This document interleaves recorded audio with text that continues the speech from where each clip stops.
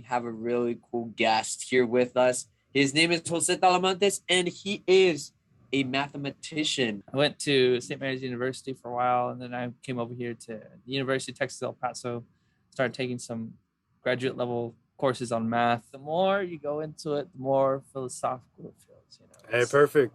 It's like theory, That's what you we're know. going It's into. like we go to the class. There's always that one guy who puts down his pencil. He's like, "Is this really math? Like, Oh, really?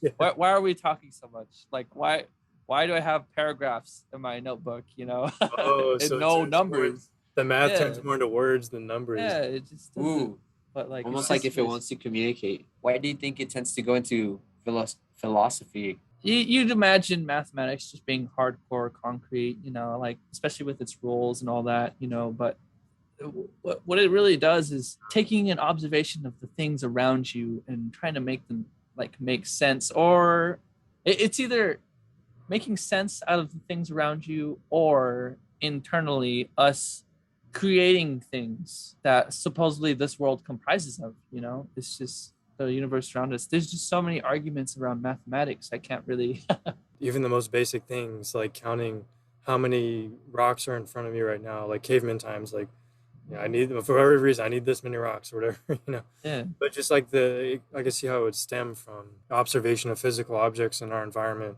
and then kind of grow from there. Like I need to count this many to do this thing. The concept that I always struggled with math was a philosophical one, you know. If there was 100 trees in the forest and no one was there to count them, is there really 100 trees? Like, do these formulas, do these mathematical inductions and processes, do they still strive on even if there is no school of thought? Was it here before, or is it something that we create Right. just to make sense of the things around us? Is math this thing that human beings created, you know, in our minds, and then we just go off of, and we just came up with really good patterns to go by, and they just somehow work together for whatever reason?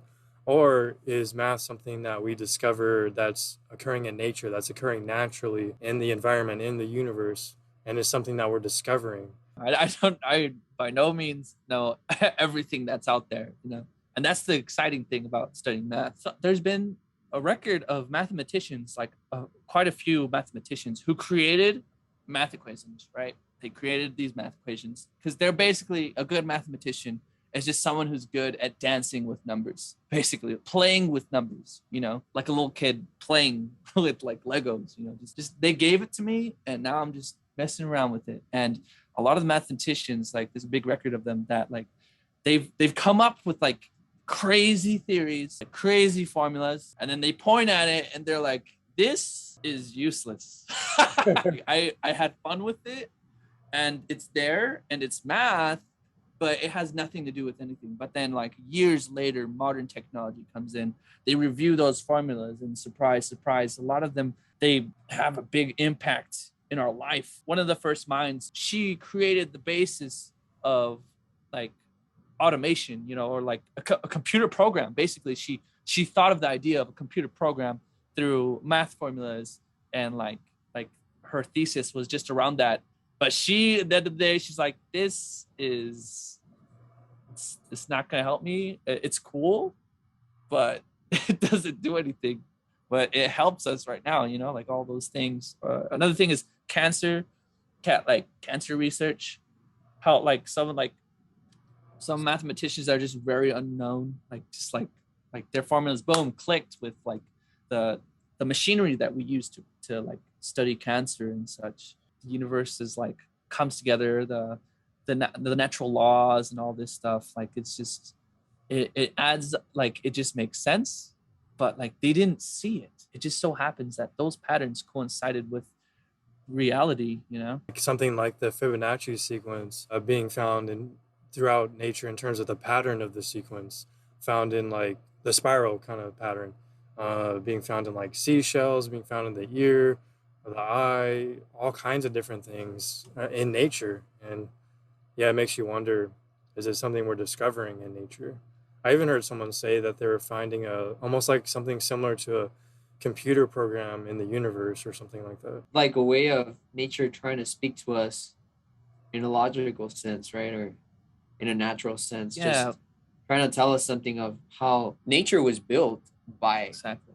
by something, right? And so it gives us kind of blueprints for us to continue creating outside of that. It reminds me of an interesting conversation I had in my math class. We're just, writing down names, and then like the teacher's like, oh, well, one of the most prominent and like helpful institutions that helped us advance not only in science, but especially in math, mathematical sciences, was Christianity. And I put my pencil down and I was like, can she say that? Like, like is that a biased opinion? Because I'm Christian.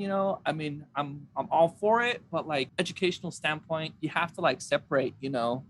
Like separate yourself from those things. She ended up explaining that Christianity at the time, it was like one of the only religions where the idea of that something created all of this, an intellectual, like super being created this. So because an intellectual made this, like everything that's around us, that means that everything around us is decisible through intellect. We can understand everything through intellect. Other religions, they say, okay, the ground is sacred, right?